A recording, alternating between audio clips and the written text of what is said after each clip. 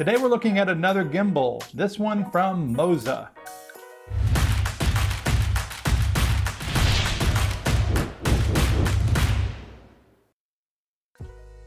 There are no shortage of gimbals on the market, and there's really no shortage of gimbals from this company, MOZA. They seem to put out a new gimbal every couple months. And so this is the new one from them. It's the MOZA P. Let's take a look. Instructions. This is the Mini-P, by the way. You can use smartphones and small cameras with this, even some mirrorless cameras. Go ahead and get the gimbal out. This is a solid feeling gimbal. The handle's plastic. It's a little bit like their MOZA, not the Mini-Me, the Mini-S, which is a folding gimbal. So it folds out. That way you can travel with it nicely because it's fairly compact. Then it folds out and you can hold bigger cameras with it.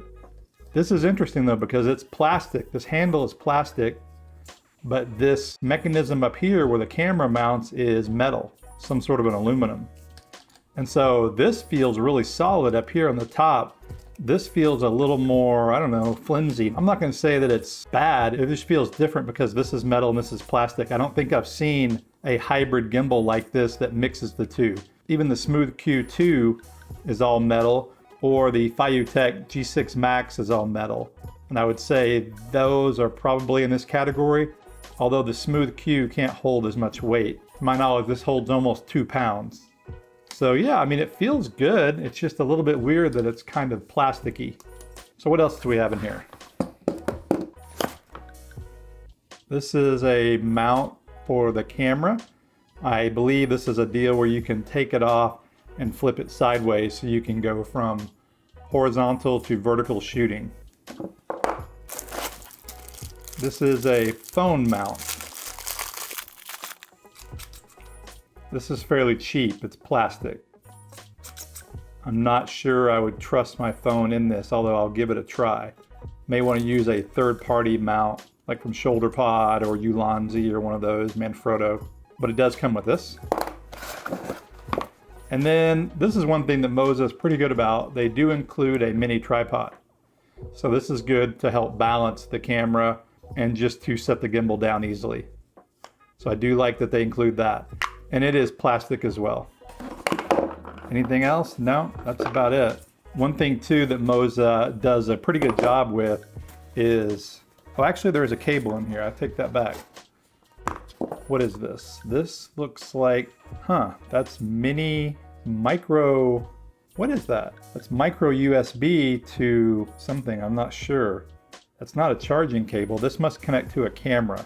I believe you can connect this to a camera, but that is interesting. It brings up a good point. I don't see a charging cable in here. This is USB-C, and so I guess it's possible my kit didn't come with a cable. I'll have to look into that, but I see no charging cable in here. But what I was going to say is MOZA does a pretty good job with their cases. This is a fairly nice foam case, has a nice little handle on here.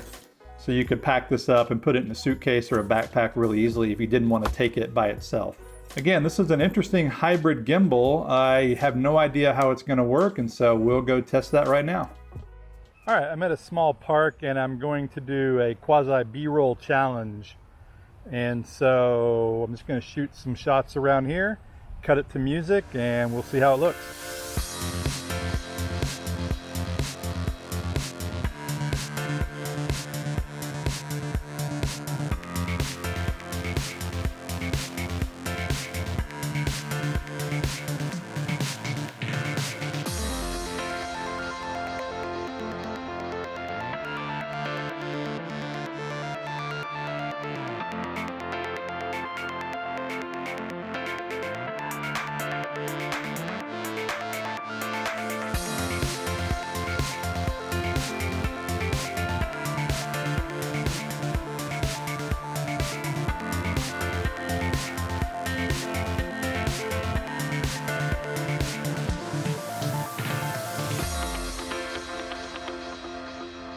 All right guys, so what do I like?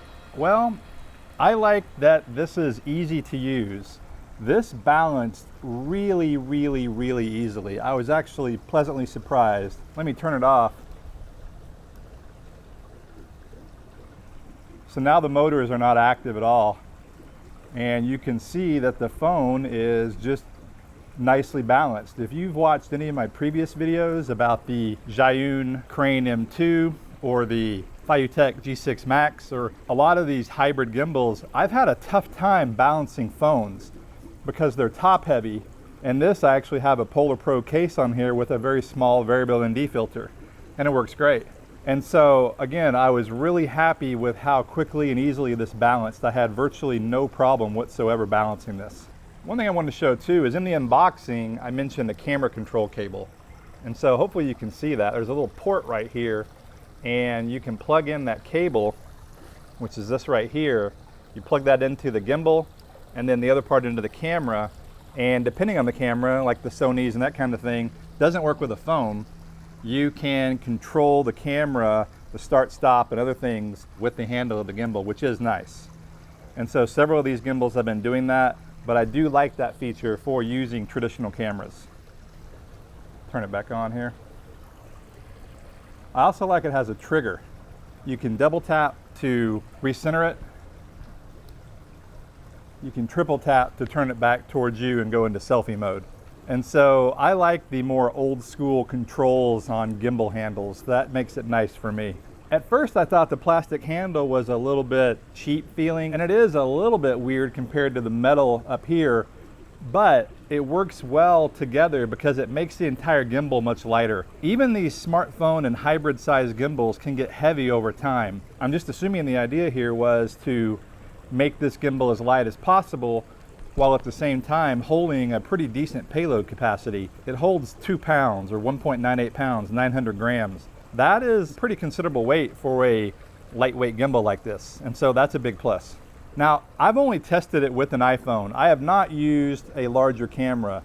This will hold compact cameras, it'll hold GoPros, it'll hold the Sony A-series cameras.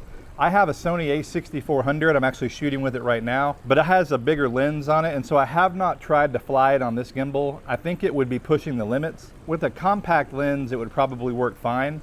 But again, this is probably best for smaller compact cameras, like that new Sony that came out. What is that, the Z1? Or of course, smartphones. And by the way, with smartphones, since it holds 2 pounds, you could put any kind of accessories on here you want. You could put bigger lenses. Now, I haven't tested this personally, but just based on my experience here with the weight and the way this gimbal handles, you could definitely put moment lenses on here. You could put beast grip accessories, anamorphic lenses. You could put a cage on here. So this could really work in a lot of different ways. You can see too, this gimbal has an interesting design. It leans forward. If you saw my review of the MOZA Mini-S, it has this exact same design, except it's all plastic.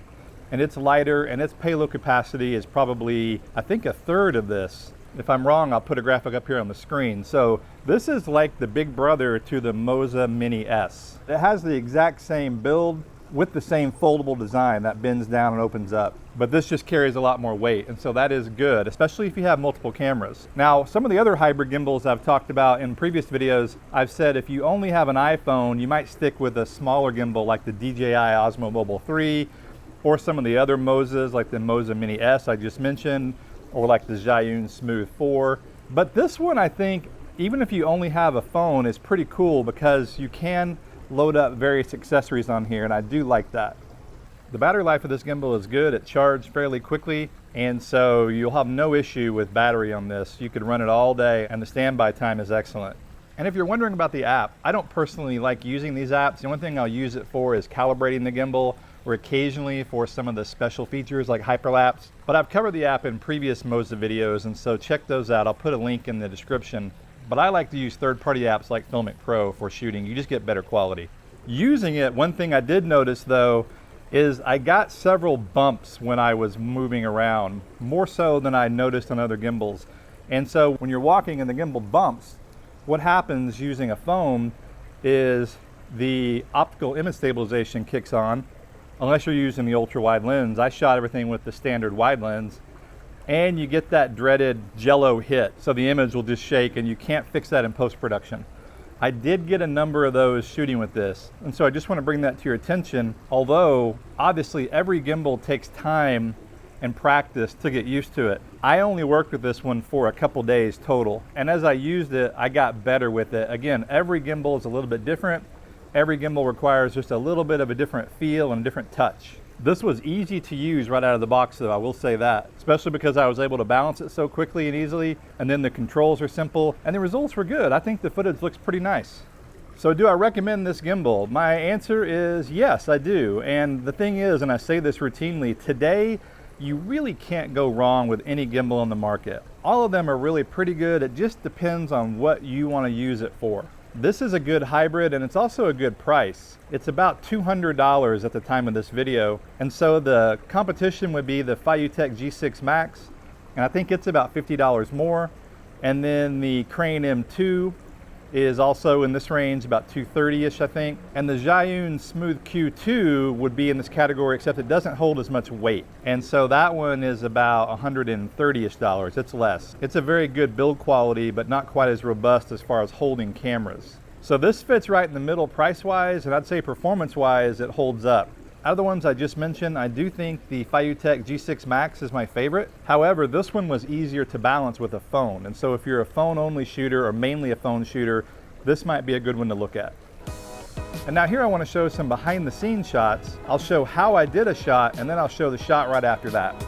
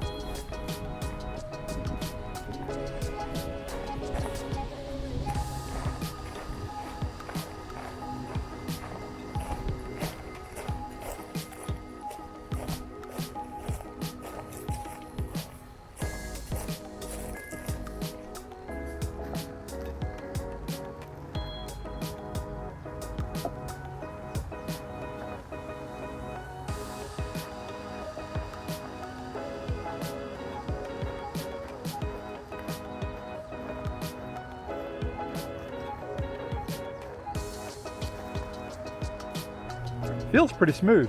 Gimbal is pretty light, which is nice. I guess that's one reason this is plastic and that's metal. The combination works well together.